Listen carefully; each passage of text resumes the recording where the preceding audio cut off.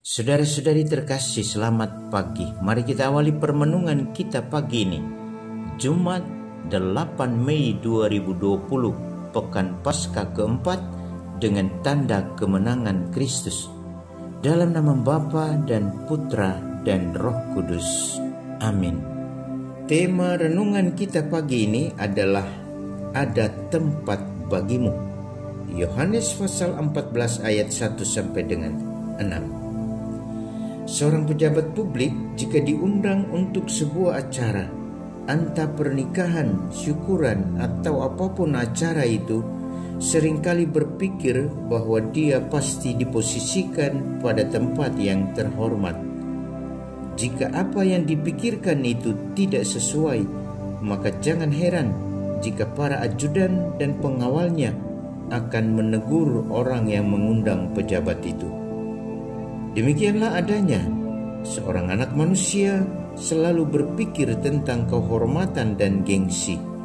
Seakan-akan pada tempat yang terhormat seperti yang diangankan, jiwanya nyaman dan terselamatkan. Namun, apakah yang terhormat di mata manusia menjadi juga terhormat dalam pesta abadi atau di rumah Bapa? Banyak jiwa yang gelisah dan gemetar karena tidak menemukan tempat dalam perjamuan abadi itu. Kegelisahan itu terjadi karena mereka belum menemukan jalan ke rumah Bapa. Yesus mengatakan, "Janganlah gelisah hatimu. Di rumah Bapakku banyak tempat tinggal." Yohanes pasal 14 ayat 1. Mengapa jangan gelisah? Karena iman.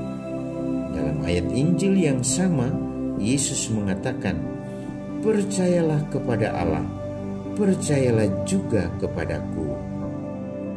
Percaya berarti beriman, artinya berpasrah kepada Tuhan. Jadi ada syarat yang Yesus berikan kepada kita agar layak berdiam di rumah Bapa atau surga.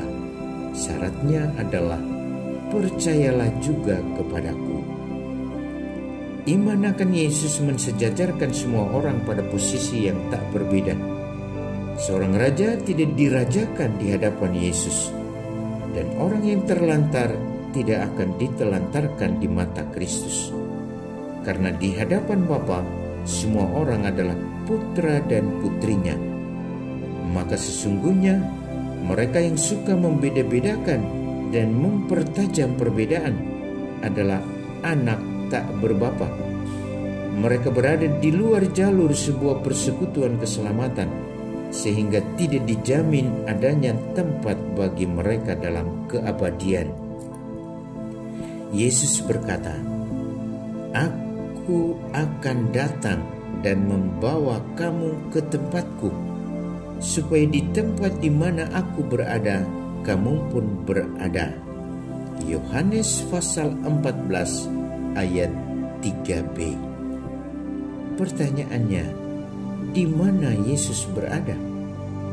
Jawabannya adalah surga. Dan di sana yang Dia kehendaki adalah kita semua berada di dalamnya. Namun realita berbicara lain. Banyak di antara anak manusia yang memilih untuk tidak bersama Yesus dalam keabadian. Mereka ingin berpisah dan tak mau diusik oleh harapan-harapan yang bagi mereka merupakan sebuah nista. Mereka seperti seekor domba yang keluar dari sebuah persekutuan abadi. Persekutuan abadi merupakan sebuah kekekalan yang tidak bersekat. Semua orang diundang menuju ke sana karena Bapa tidak membedakan. Lalu jalan mana yang harus ditempuh untuk mencapai persekutuan yang kekal itu? Ada begitu banyak jalan. Jalan yang berlumpur kental, jalan yang berbatu-batu, yang berkelok-kelok dan berlubang-lubang. Tetapi ada juga jalan tol, alias tiada hambatan. Bagi kita, jalan itu tidak lain dan tidak bukan adalah Yesus Kristus. Maka apabila jalan itu sudah jelas tanpa ragu, mengapa masih memilih keraguan? Kita bercermin pada Sang Sabda yang mengatakan, "Akulah jalan, kebenaran, dan hidup. Tidak ada seorang pun dapat datang kepada Bapa kalau tidak melalui Aku." Yohanes pasal 14 ayat 6. Jangan pernah tinggalkan jalan yang benar, sebab betapapun ada lubang jurang yang dalam dan penuh derita, jalan itu tidak akan berubah. Dia yang selalu menghidupi kita dengan kuasa-Nya, senantiasa memberkati kita semua, dalam nama Bapa dan Putra dan Roh Kudus. Amin.